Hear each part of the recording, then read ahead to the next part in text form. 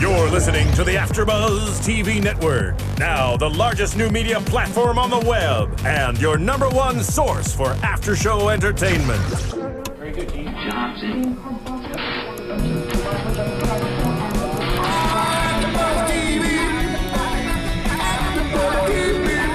From the AFTERBUZZ Studios in Los Angeles, California, presented by Maria Menounos and streaming live thanks to Akamai Technologies, this is AFTERBUZZ TV's Falling Skies After Show.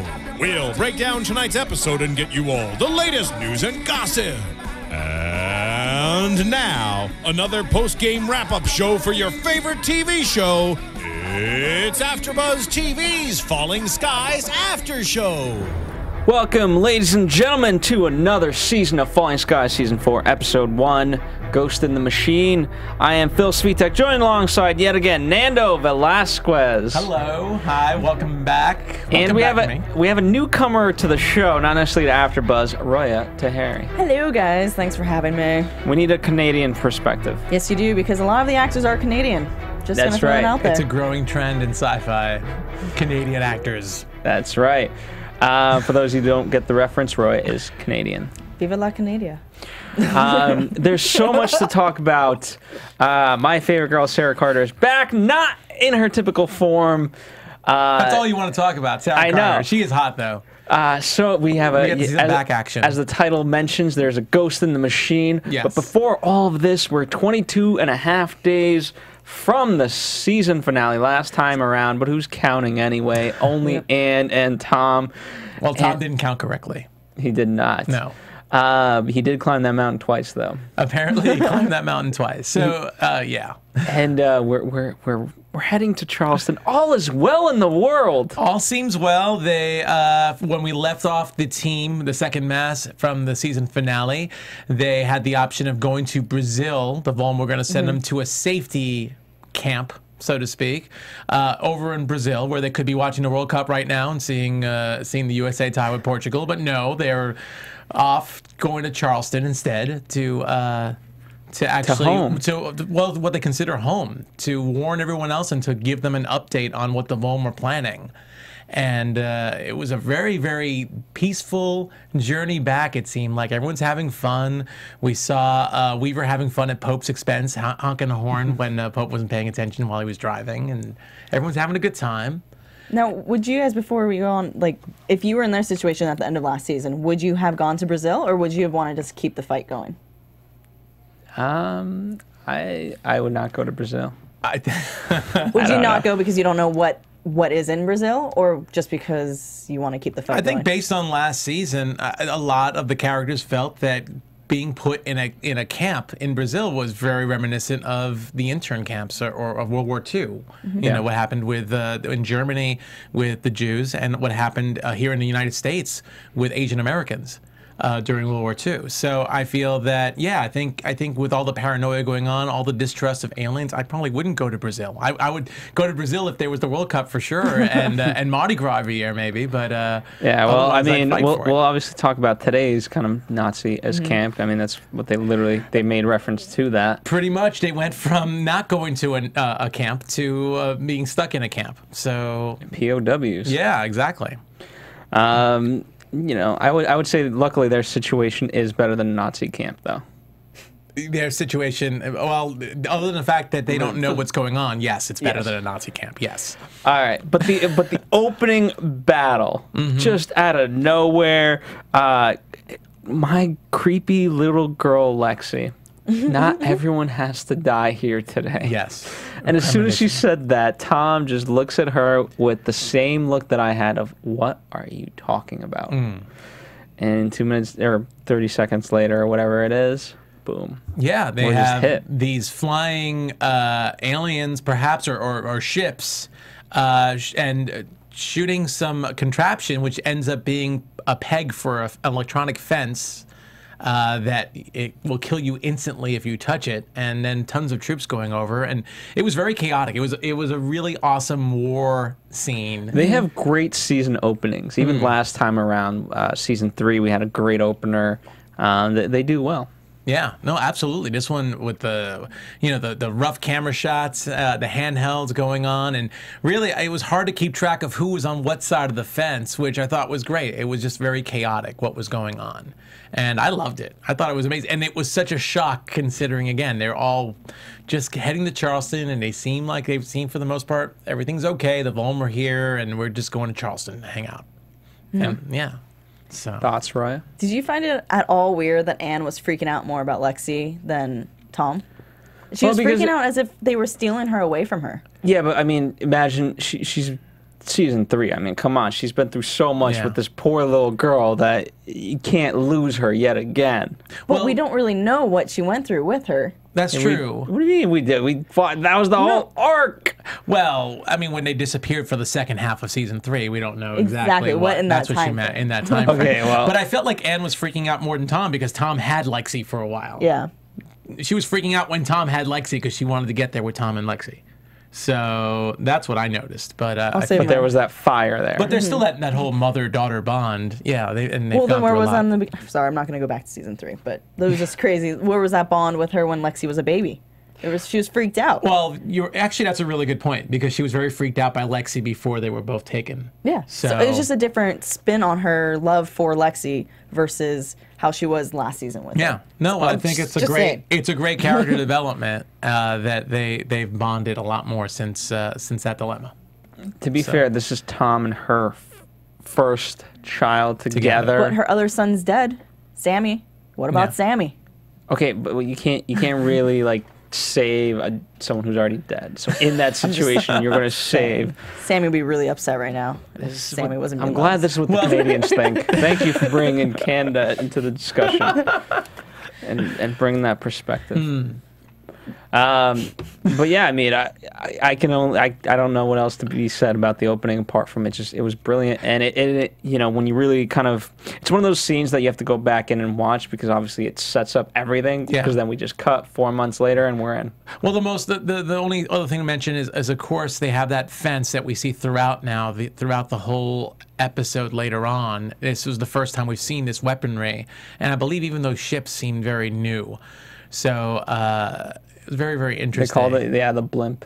The blimp. Well, that one ship, the blimp, because it was very, very different looking than anything else. And they have a new alien too that we saw a little bit, which I believe this new character that one of the only new characters I think that we've recognized, which was. He was South African. I believe his name was. I have it here somewhere. His last name is Bontha. It's Dimbu. Are you talking about the man who's escaped? Yeah, the man who. Genie. No, it begins with a D. Yeah, Dingaan Bontha. That's what it is. Dingaan Bontha. Thank you, Nando. Yes, I wrote it down. Dingaan Bontha. But he called him the Black Hornet. I believe, when he was talking about when he escapes and the Black Hornet always catches him and takes him to the next camp. So I believe this new alien to go with the critters and the Espheni and whatever other aliens there are out there is this, right now it's just a Black Hornet. So we'll probably find out more about it. Yeah, I literally wrote down WTF when I saw them. Because I was like, what, flying skitters? You gotta be kidding me. Yeah, it was pretty creepy. Well, here they are. So might as well get into kind of the prison camp, so to speak, as it were. I mean, obviously, I love that we've kind of split apart all these different storylines, but the most seems to be happening overall in Tom's camp, so to speak. Well, first of all, I mean, I love. It's a little weird. I do love the reboot. It seems like a reboot. Because when we left off in season 3, it seemed like the Vulm are here and they're going to help us out now. We were all, I think, assuming it was going to be more of a battle with the Vulm and the humans, perhaps on 2 different sides against the Espheni. And it's been an interesting reboot that the Vulm disappeared. Yeah. But we'll get into that. But anyway, most of the stuff's going on in Tom's camp, which I think is really important because Tom is the leader. And we see the first shot of him is in solitary, trapped. But the interesting part is, too, there's that parallel of even just within his camp, right? Hal is kind of having to be the leader, and there's comparisons made to, you're just like your father. But then over in the kid camp, the team leaders, and they're kind of like Tom, and Anne is very much like Tom as well. So there's a lot of Tom's leadership. It seems like the Masons are in charge of almost every section that they're split up in. There's a Mason somewhat in charge. But I mean, the title of the episode comes from Tom. He is the ghost. I love that. It was a little surprising to see him, again, kind of, it looked like he was trapped when he was in that cell, and you see Weaver next to him, but then a little while later we see him with a bandana and a motorcycle. Do you think Pope and knew? A flamethrower. And a flamethrower. Do you think Pope knew? Just by the way, because obviously, we come to learn that there's food dropped off, and, it's kind of partially creates chaos, but, they're a lot nicer, right? As Tom and Weaver are talking, like, what are we a resource for? And so the fact that they're feeding them more frequently than you would expect is somewhat of a weird, good sign. But when Tom, my question being, when Tom comes down and he does activate the flamethrower, I got your disease now. I know. Pope looks at him, and I think Pope knows. Do you think that's why that Pope was not giving them the generator, to make sure that Tom's plans doesn't get screwed up? Because they're trying to bring, Hal's trying to bring down the fence, and Tom is doing his own thing. I don't think Pope really cares to that extent, but Pope's on his own side. He said it himself. I don't think he's on Tom. I mean, he even said, Tom have a connection, though. No, but even when Hal was there fighting for the food with Pope said, he was like all victim-y. He was all like, "Oh, this is this hellhole that your dad put me in. I deserve this food." He was talking badly about Hal's dad. Yeah, but at the same time, when Pope and Hal were fighting each other, Pope stopped beating Hal. That's true too. And then he did something that Pope would never do. He caressed his face and put his own blood, Hal's blood, on his own face. I mean, that was weird, but it was just kind of a weird thing for Pope to do. It is weird, and yeah, definitely it's Pope holding back on Hal for whatever reason. On one hand, he's acting like he's blaming Tom. Maybe he's in with maybe he is in with Tom, but I highly doubt it. I doubt it, but I doubt it. I really do doubt it. But I mean, Weaver's not in on this. Weaver's crazy. He's Gummy Bear now, not Papa Bear. Weaver started out crazy. I think Tom's just keeping everything close to the vest right now. He knows he could escape. He hasn't even told his own son. So why would he tell Pope? Because he does things. He ruins plans. He does. He thinks and he Pope doesn't think before he acts. And Pope doesn't ruin plans. Pope. You're just saying Pope doesn't ruin plans. No, Pope is a loyal soldier, doesn't ruin plans. No, but Pope understands why certain things have to happen. I think Pope is in it for himself, and I think if I was Tom, I would not let Pope in on any secret, because Pope could always sell that information Pope to the is highest just bidder. rogue. Oh no, I don't think Pope. Okay, never mind. I'm gonna. No, say it. Well, okay. Do you opinion. not think that Tom and Pope work together? I feel there's been some kind of message to each other, like, get out, stay out of my way. This is what's gonna happen, or I'm gonna figure things out. Just trust me on that. And I think that's what Pope is taking from Tom. I think in some way. I think it's been 4 months, right? I love never Pope. know. I love Pope just as much as everyone else, but I don't think he's that on board with Tom. And I think if any reason why Pope gave a look to the masked But then rider, how did to Tom the get ghost, the motorcycle? that's actually all right. If Pope is the one who's been bribing to get stuff, to get Gillian, whatever that show was called. Gilligan's Island? Yeah, I was going to say They're not Gillian. having Canada? I'm sorry, I was thinking Jillian and Bill, or whatever that show. Juliana and Bill? Juliana and Bill. Even ruined Yes. it. Which is the modern day Gilligan's Island. But he's got those kind of things. He even said he's Actually, getting stuff. I So will he's say- getting from some source. That is a great point. That is actually a great point, because when I first saw Tom on that motorcycle, I think my gut instinct was, how the hell did he get from his little prison to getting a motorcycle with a flamethrower? So that is a good point, because if one person could probably do it in a prison, he said it himself. Pope knows how to work the system. All right, so question of the week for you fans. And you know what? I mean, I could partially be on board with it, because I did open up this whole discussion with saying, does Pope know that Tom is the ghost? And so I guess, you know what? Let us know. I don't think he does, but I do think that's a really good point. But it's we're going to give it a vote to the fans. So Okay. fans listening, write in, comment, let us know what you think. Are you agreeing with the Canadian? Because she does make some good points. I'm just saying. I mean, Or do you agree I'm with applauding logic? you. It's not a bad point. Do you agree And with the Canadian, or do you agree with logic? I think it's the same thing. I think that's what you're trying to say. It's the same thing. I don't know. I don't quite know. I don't quite know about that. Anyway. But before we fully dive in, world's worst transition. But there's a lot has happened here at AfterBuzz TV since the time we last left you, and in fact, a book has been written by one Maria Menounos, now two-time New York Times bestseller. This time around with the Every Girl's Guide to Diet and Fitness, quite beneficial for mass apocalyptic things. It's got recipes in it. It's got workout tips. So you're saying if the cast from Falling Skies had this book? I'm saying if the characters from Falling Skies not the cast, had but this, the characters, yes, they would do well off. So it's not just the Every Girl's Guide to Diet and Fitness. It is the Every Person's Guide to Survival of Aliens. So they should have this in their go bag. Yeah. In case of an alien, in case of any emergency, you should have this in your go bag with bottled water and canned foods. That's Maria right. Menounos' book. That's right. Every Girl's Guide to Diet and Fitness. I can get that. It's just marketing felt that was a better title. So we just had to go with it, unfortunately, for better or worse. But the Maria was really pushing for the Every Person's Guide to Survival and Alien Extinction. That would be an awesome title. Anyway, go check it out. If you support the show, if you got a girlfriend, if you got a mom, send her a nice little gift. Yeah.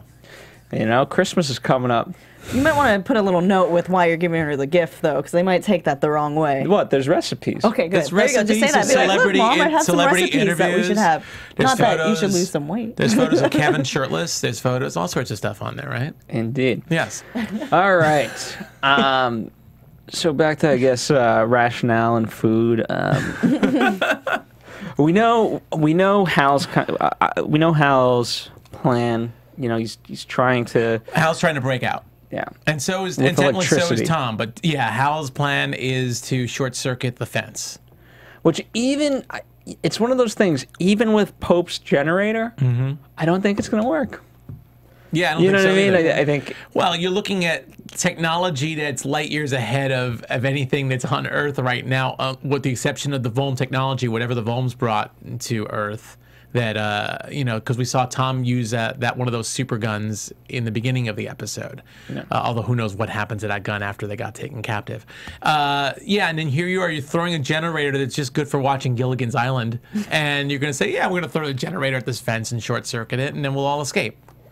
So I don't think that's a good plan. And it's something. Yeah, but he kind of makes mention that this is what his father taught him and whatever else, and yeah, it's one of those things. You know what? You don't seem to like Hal. Am I reading that correctly? Oh, I love Hal. Kidding me? I just don't like how he's portrayed in this. Hal. She trusts Poke over Hal. Okay, the way Hal was portrayed in this first episode, it wasn't my favorite Hal. Okay. Hal. Well, he's not as strong. He's weak she likes in this. sexy Hal. Oh yes, he's shaved in this one. I don't like that. But how can you shave in a ghetto camp? I don't know. You tell me. I don't know. Well, maybe he has some contacts to get some Maggie. stuff. Maybe he's missing Maggie. Which, real quick, Maggie and Hal. Did you guys find it weird that Hal was the one reaching out to Maggie in the very beginning in the fields versus Maggie reaching out to Hal? Because Maggie's the one that killed Karen, and you would think Hal would be more upset about that. Did you guys find that a little? Well, they had 22 days, and they had a really brief conversation about it. But you're talking about in the war when Hal was calling out to Maggie? That's what you're saying? No, before in the fields, before the chaos happened. I'm Yeah. sorry, I didn't mean to backtrack on. No, well, it's just, I mean, the way I looked at it, it's just they've been walking for 22 days. I think they've had time to sort some of those things out. True, They but were why still a she- little bit there, but Okay. yeah.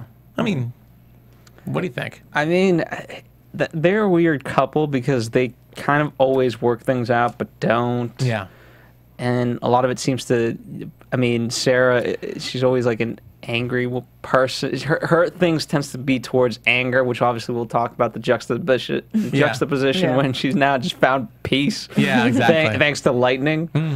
But in terms of Hal, at least in this episode, he just seems a couple steps behind. Yeah, I don't like that.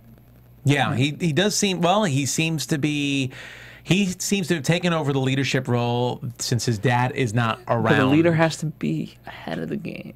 the leader has to be ahead of the game, but I think it just goes to show not you aimlessly trying to short circuit. Well, here's what we see. Here's what we see right now. As far as the camp is concerned, nobody really knows Tom's situation other than Weaver right now, as far as we know.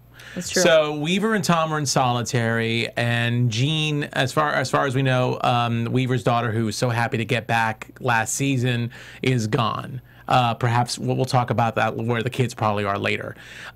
We have Hal, who seems to be taking the leadership role with his second in command, which is Tector, which we don't see too much of, but he just seems to be helping Hal along with the only plan they have right now, which is try and break that fence.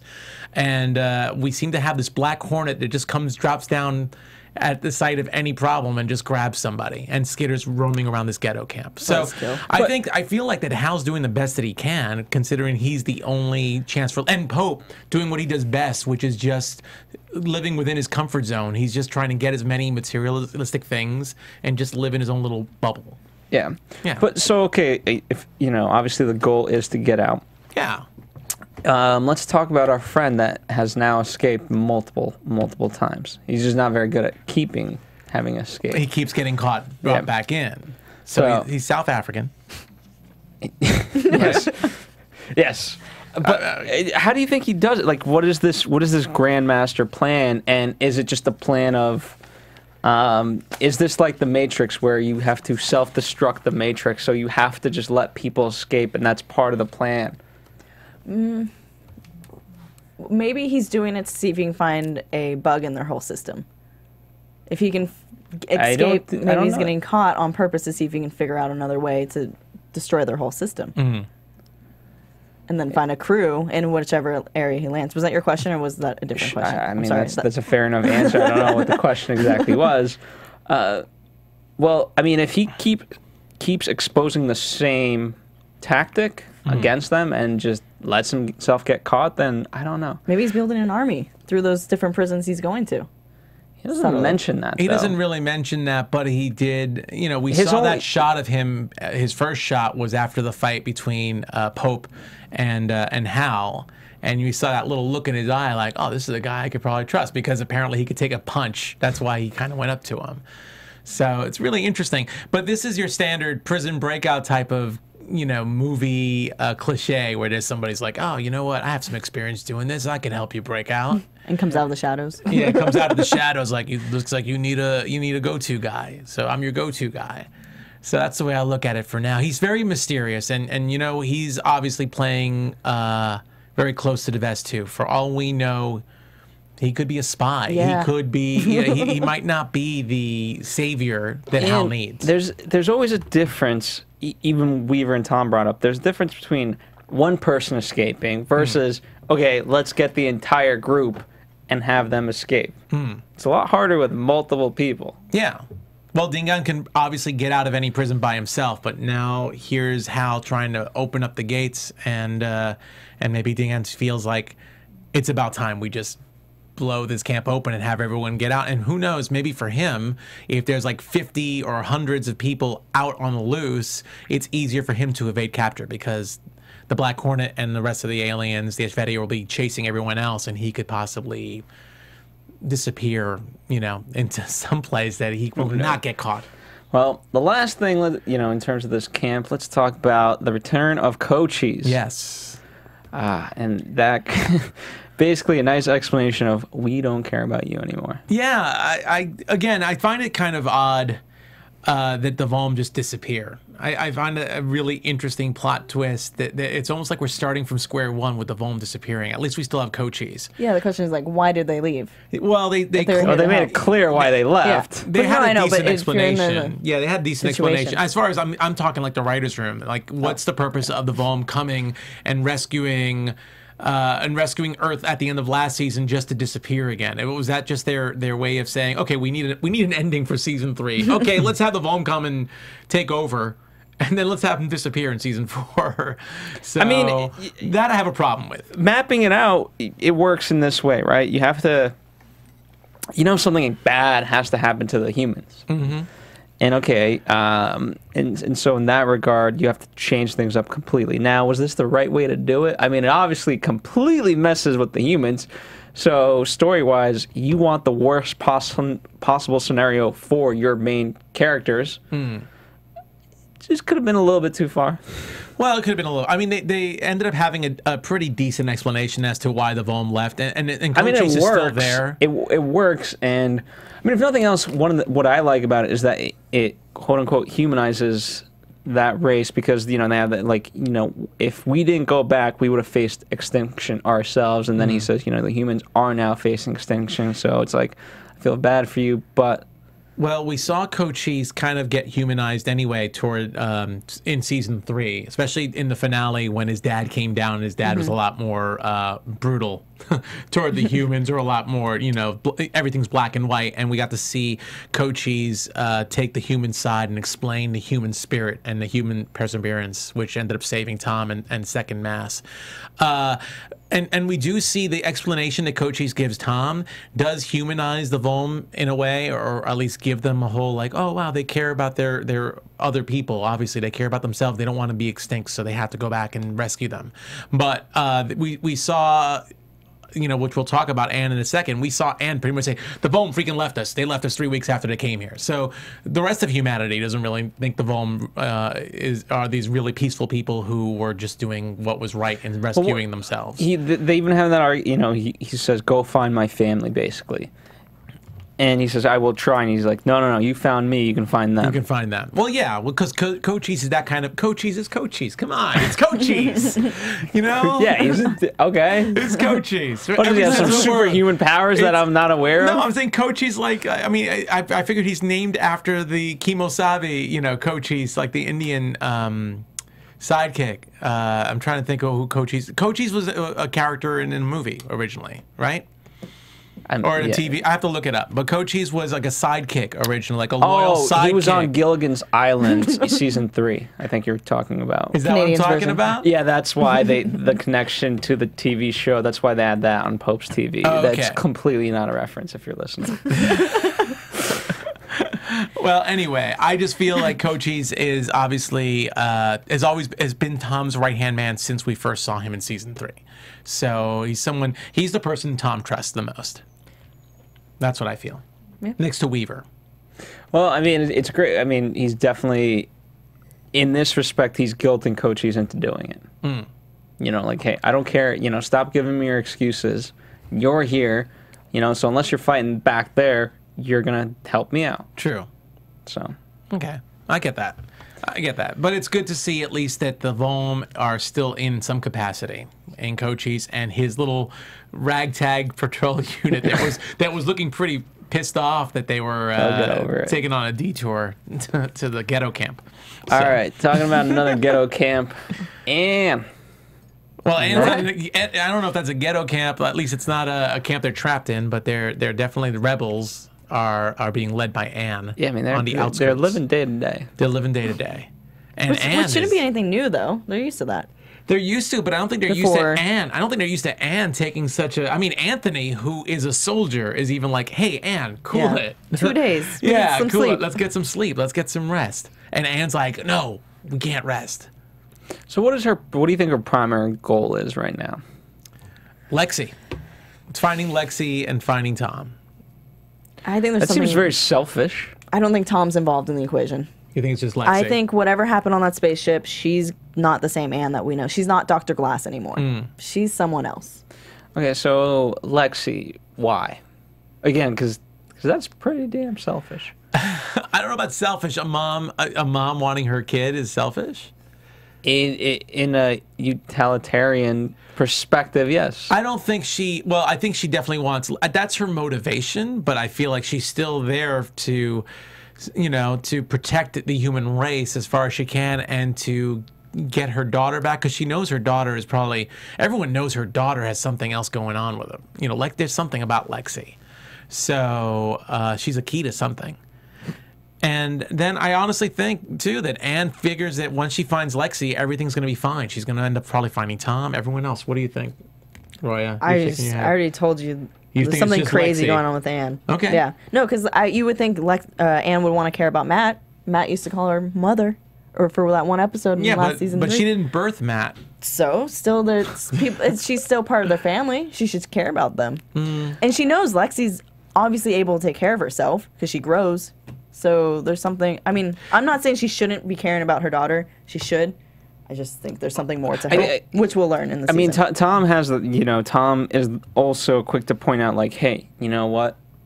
Here's all the people that are here. Here's all the people that are not here. Isn't that interesting of how that's divided? Yeah. And, ultimately what comes about Anne's storyline is that she kind of learns the same truth when they open up, basically, what do you call them? The truck? Yeah, but what do you call it? Child, I don't know. Like a child camp? Wait.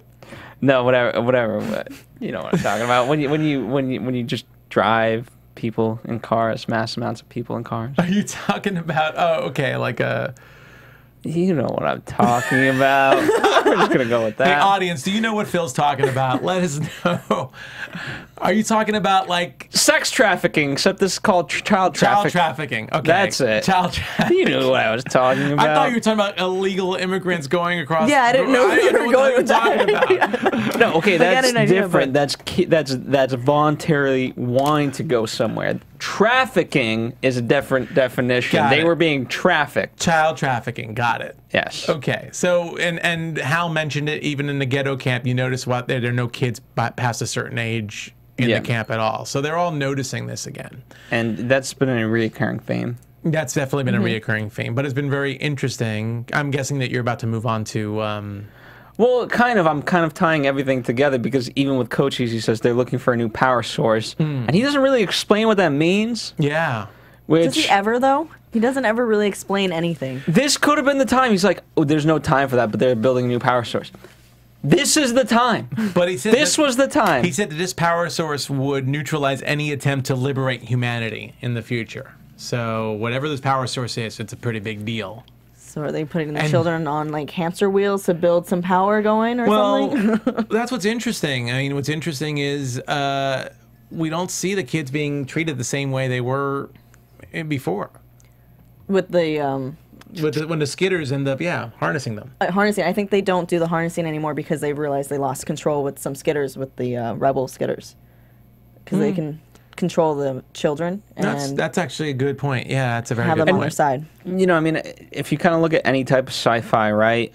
You try to look at humanity and the history of humanity and like how that's kind of worked into, and you know, it's a great point of. You know, the Nazis did this, and they brainwashed people into, you know, not believing this, and so that worked sort of for them. Well, yeah, I guess that's the thing. Well, just to hit that point, that's a good idea, but don't forget that the skidders are also harnessed, and I guess the skidders that we're seeing are still considered harnessed. True. So they still use harnesses, but again, it's interesting. It's like their plans completely changed, and now they're indoctrinating, they're re-educating the youth.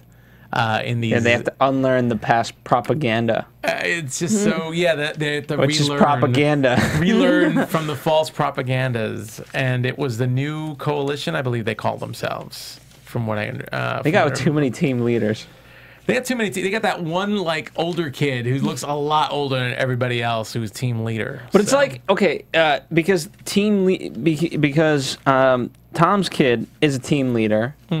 But he refers to team leader as team leader. So who's really the team leader in the team leader situation?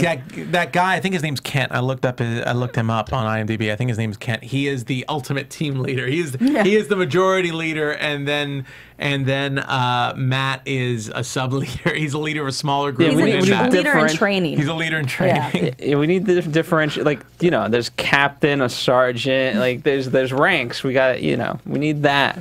If I was to nitpick a hole in the Espheni sort of plan, is that people need ranks. People need ranks, and Kent is played by Dakota Balby. In case you want to know. So, what do you guys think the 333 number? I know what it means, but why do you think they chose that number? Like as a writer, why 333?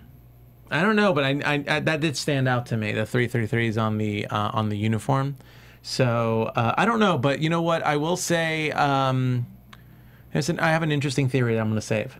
Okay. You just reminded me. I was Don't forget it. I'm not going to forget. No, trust me, I'm not going to forget it. The Holy Trinity? I don't know. Yeah, but it's interesting. 3 threes. So I'm bad with numbers. because I would just think the only other thing I could think of is that's the 333rd camp that they have, youth camp that they have around the world. You know, out of a whole bunch full. Kind of like Boy Scout troops. You know, they have their Boy Scout troop number. They have their new coalition number. It's a lucky number there, 333. Totally. Hey, it'd only be lucky number 7. 7. But it's pretty scary seeing Matt in there and Matt falling in line. I was going to say in love. No, well, maybe in love, we'll see, but definitely in line with this team leader and the propaganda that they're looking at, and the fact that they have to get in line to wait to get food. They haven't eaten since yesterday. One of the guys said so. They're rationing them and just indoctrinating them. Well, he's smart enough to know kind of what's our girl's name? Mira, M-I-R-A, yes. With her, she was ready to, as it's pointed out, she's new and she's kind of ready to fight right off the bat. Whereas he's smart. He, like his father, let's learn the patterns so that way we can do some pattern interruption later. But we need to know what we're dealing with before we fight it. Yeah. Well, interesting. It was kind of cool to see Mira speak up. And say that the critters killed her parents, and it was a really weird scene when she starts to storm off, and all the kids are literally whistleblowers. They have whistles. Yeah. They have whistles part of their uniform. It's like it's like blowing a whistle on her. Yeah, like rape whistles. It was just really weird. They just like all in tune. Circled like her. I feel like it's psychiatric. Like rather than beat her up or anything like that, it's just like it's psychiatric. Like it forces bad memories of certain stuff, you know what I mean? And it's like you learn to like not deal with that. Yeah, well, maybe it's like a Pavlov reaction or something. Yeah, that's it. Yeah, exactly. So interesting, but really cool to see Matt talk to Mira alone and say, come over to my room, come over to my room. Maybe he's fallen in love. 8 I don't p.m. know. 8 p.m. my place. And to find out that Matt has not been brainwashed, that he's just going along with it right now, and they're also this group of kids are trying to figure out the best way out or to undermine. Which is a great double line when he says, she's just new, I will handle it. Yes. Because he's going to make her fall in line. He's going to make a different way. Yes, exactly. To his side, and at least to please the team leader and to please the powers that be, but at the same time to be on Matt's side and to figure out their best way out of there. Yeah. You would think since they isolated Tom that they would do the same thing with Matt because he is the son and that he has the same thinking strategy as Tom. You would think so. I mean, considering those are the only two that they have in captivity are Tom. Well, because they don't have Hal in captivity. They have him in the ghetto camp, but they don't have him per se. So they took Tom and they put him in captivity. And you'd think that anybody that's a Mason, they would also treat special. Well, maybe that's why they were trying to brainwash him and make him the team leader is because he's got the ability to lead. Perhaps. Or maybe they feel like if they can brainwash Matt in case anything ever happens with Tom again, they know Matt, they can put Matt in with the family and Matt would be a nice little spy. There you go.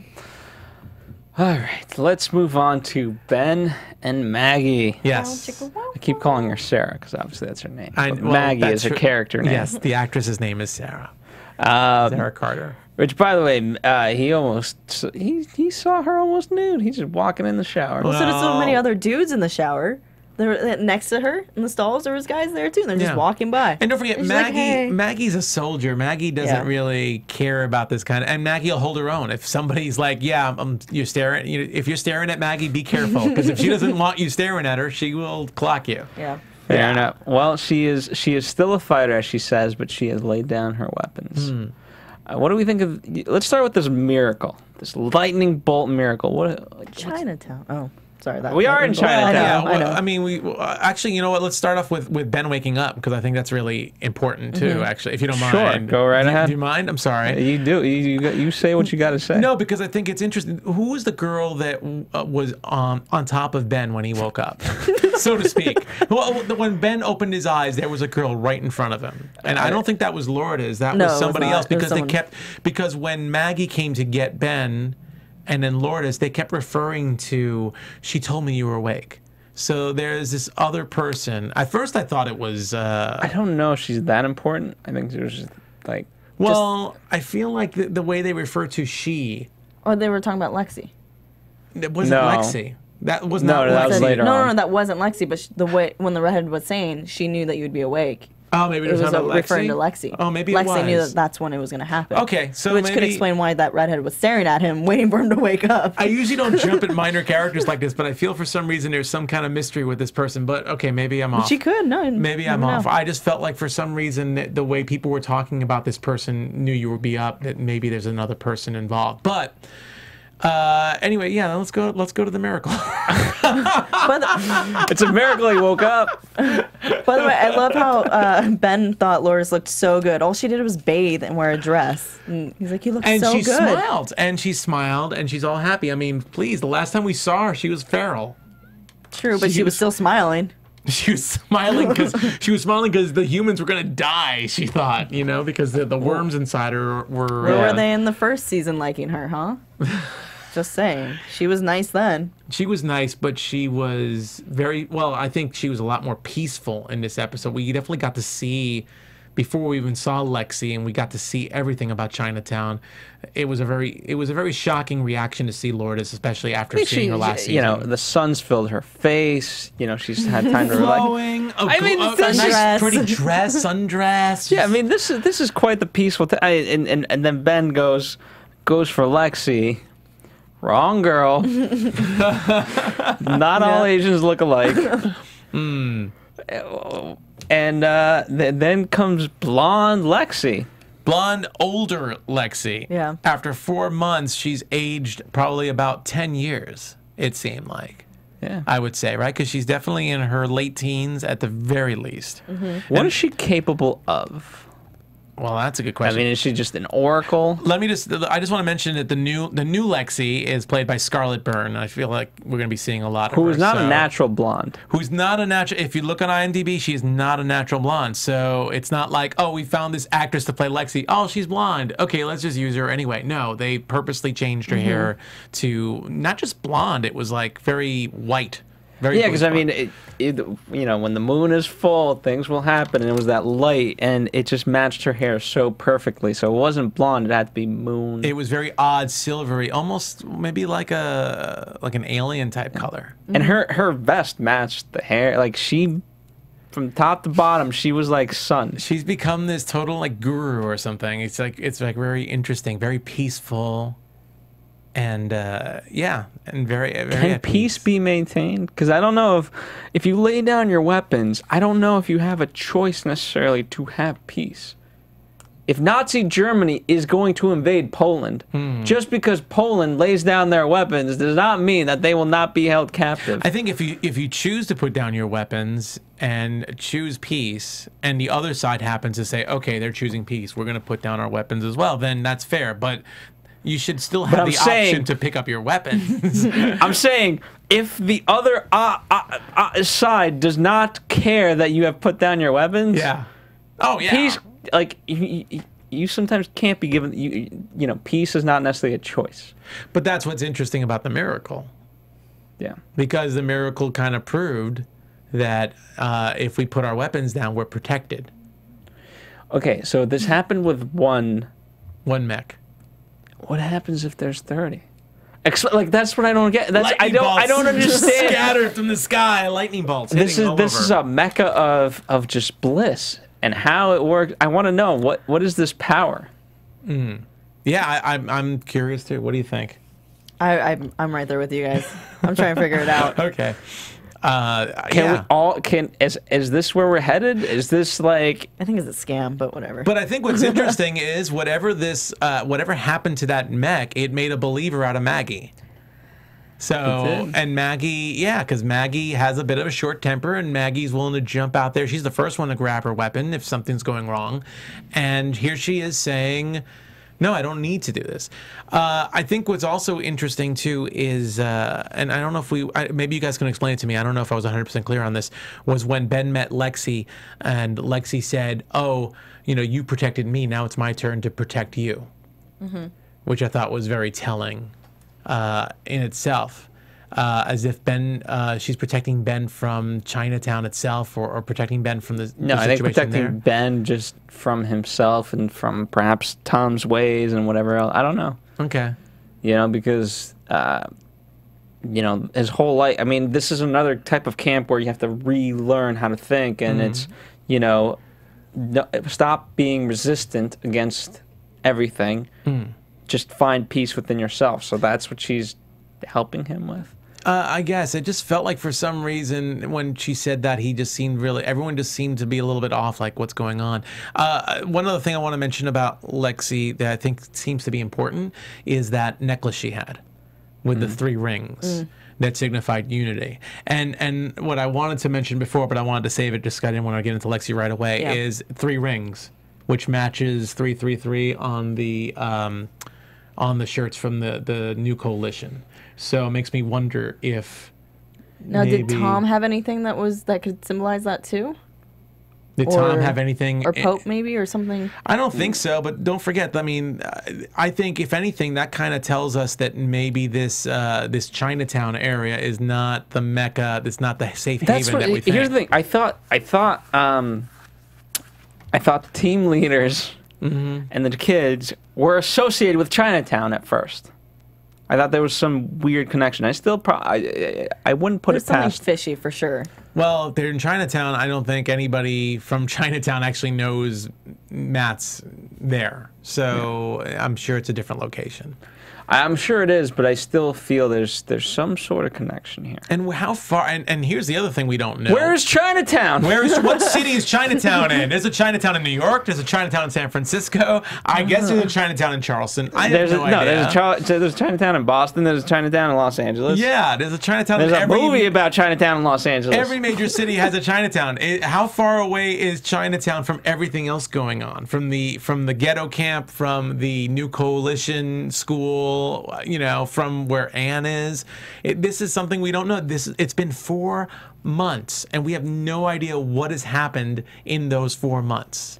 And like every great episode, the first one at least, it's all about questions, and they give us a lot of stuff for the full season. So with that, let's get into predictions. And now, your AfterBuzz TV predictions. For the next episode or for the entire season?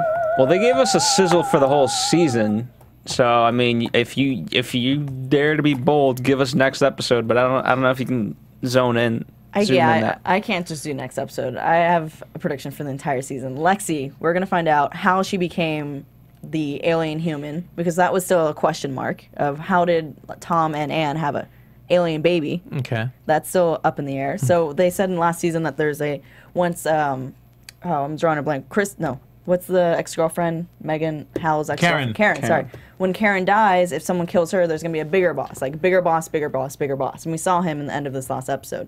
So I think he's going to tie into Lexi somehow. Okay. And Lexi, by the end of the season, is going to be... I think they might kill her. But she's going to have some evil power behind everything. She's going to have control. She's the one that's controlling everything. She's the big boss. Okay. So you think Lexi's evil, ultimately? Oh, definitely. Okay, interesting. All right, cool. I kind of, well, first of all, I want to bring up, it was really cool seeing some of those clips, but the one clip that I think all of us reacted to was Maggie making out with Ben. Bound chicken. Wow. That was a big reaction that the three of us were like, whoa. See, my shower scene was important. It went from the shower scene, it went from seeing her in the shower. Well, again, if Maggie wants you to see her naked, Maggie will let you see her naked. So apparently there was something going on with Maggie and Ben even from that first episode. So I definitely see that eventually Maggie, Ben, and Hal will probably get back together in the same group, and there'll be a interesting love triangle between the two brothers over Maggie. Do you think Maggie's brainwashed? I don't think Maggie's brainwashed. I think Maggie has been bamboozled, but I don't think she's brainwashed. Okay. I don't think she's on the alien side. She just really thinks she's in a peaceful place. I do feel, though, that Lexi is the reason why there are no attacks in Chinatown, and Lexi has some power to hold that town together. It's Lexi that's holding that town together. So I don't think she's Lexington. evil. Lexington. Oh, nice. Okay. Part of Massachusetts. There we go. I don't think Lexi is evil per se, but I do think that Lexi is misunderstood or misunderstanding the situation because she is part alien, part human. This is correct. She just has a different goal. She has a different agenda and whatever else. And that's why she has that Unity necklace, because I really do feel in the end the Unity is, one of them is human, one of them Espheni, is Betty, and maybe the third one is Vaughn. Maybe the third one's Vaughn. There we go, 333. Maybe the holy trinity. That's why. Maybe it's those three, or maybe it's some other third. I hope so. So that's what I think. All right, well, certainly a lot to look forward to. TNT has given us a lot to. I don't know. Do you think Maggie's gonna get pregnant if Ben and her have sex? No, they're not gonna have sex. Come on, she likes Hal too much. It's TNT. Let's make out. She likes Hal too much, and we've gone through rough patches. I don't know, and it could be completely out of context. Anyway, thank you guys for listening. We'll be here every Sunday talking about Falling Skies. So whether you're listening to us live, whether you're listening to us on demand, whether you're watching on demand, it doesn't matter. Just enjoy our voices.